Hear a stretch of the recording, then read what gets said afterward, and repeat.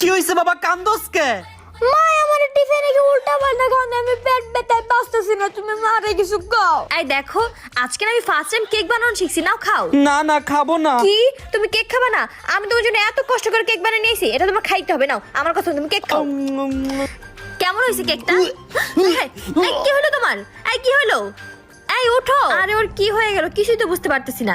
আমি এক কাজ করি, বাসায় বসে না থেকে ডাক্তার ডেকে নিয়ে আসি। আসেন ডাক্তার। আরে আমার কথা তো শুনেন। আমার হাজবেন্ড। আরে আমার কথা তো শুনবেন। তাড়াতাড়ি চল, এই যে আমার জামাই, তাড়াতাড়ি চিকিৎসা করেন। আর আমার কথা তো শুনবেন। আরে কোনো কথা শোনা লাগবে না, আমি জানি আপনি ভালো একজন ডাক্তার, তাড়াতাড়ি চিকিৎসা শুরু করেন। ডাক্তার সবকিছু কি ঠিক আছে? হ্যাঁ, হার্টবিট তো ঠিকই আছে। তাহলে একটা সুই মারে দেন, তাইলে ঠিক হয়ে যাবে। সুই মারেন।